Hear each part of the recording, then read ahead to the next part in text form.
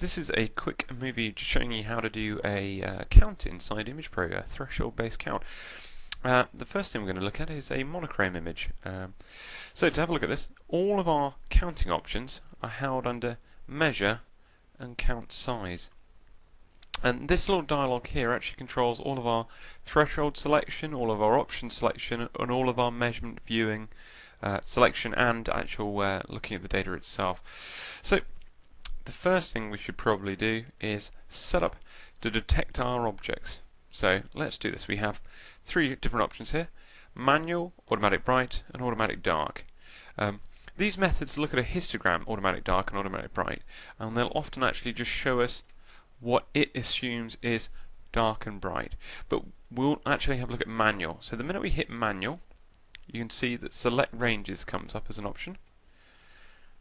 I should just drag this into view, and now we have a histogram, and it says, look, if I did a dark count, it was going to select all the pixels that have a value of between 0 and 102.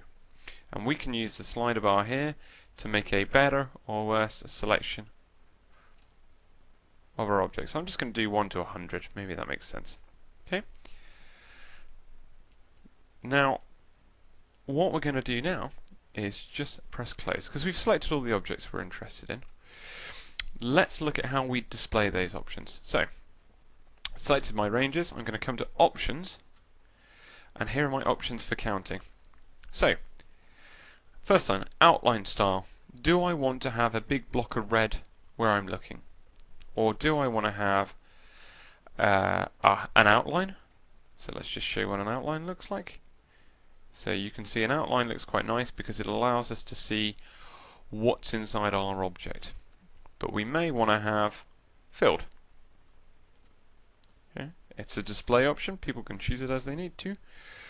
Some people may just want to have a look at a dot, just to indicate everything that we've counted as a single dot.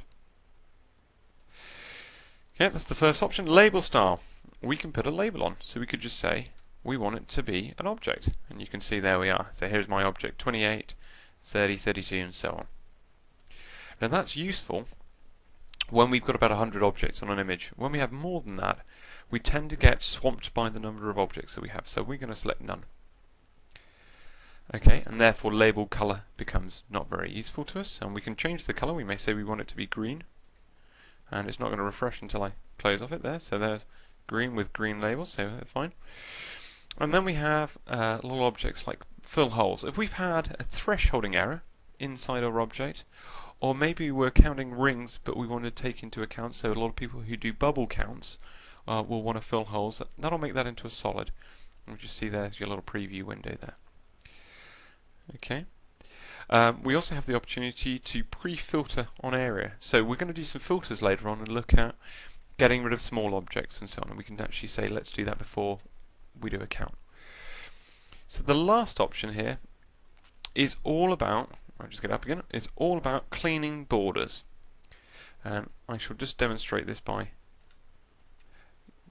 cutting my object and putting a little region of interest on. And I'll just duplicate this. So let's look at this picture instead. So this picture here is a field of view. We can just say it's from a microscope for now, and if I just press count, you can see I'm counting all of the objects that are touching the edge. Now, if I was looking at doing a count and I was doing multiple fields and I was trying to say how many objects there were that I was looking at, I would actually say, actually, count me everything that's maybe, say, on the southeast border. So ignore these two objects here, or the southwest. Maybe southwest is a bit easier. So now when I press count, I don't count anything on this side. So my error theoretically is being created here. So I can replicate. Now I can take more fields and I can do a count correctly. Okay? Because these two are being filled in by these two over here. Okay. Alternatively, if I was doing a particle distribution or a size distribution, I would always measure no borders, because I don't know how big this object is. So, for my work, I tend to always not worry about my borders. If I'm doing a proper particle count and trying to do a distribution on a slide, then I probably would look at doing all borders. Okay, so let's go back to my original image of spots. bring up my count size again, and now we can say, okay, so it's all green, filled objects, holes filled in, no borders. So count. Okay, so now I've selected my objects. Now I want to get some information from them. So I'm going to go to Measure and select Measurements. So let's have a look at the measurements I can select. So it defaults to area, but let's measure some other things as well. So I'm just going to measure the mean intensity. The minute I select it, it goes into the middle and also shows me the area, the information about the measurement here. Mean diameter, perimeter, lots of different ways of measuring perimeter. So we'll just put a couple of those in. And then roundness and size and length. Measure.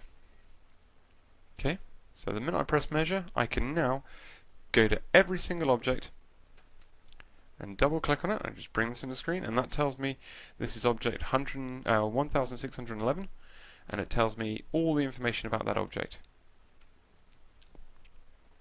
Okay. The other thing that I can do as well is I can actually look at view measurement data, and here is a table that shows me every single object I have, and you can see I can just navigate my way through, and all of this data is every measurement that I requested, and this can all go simply out to Excel, export data.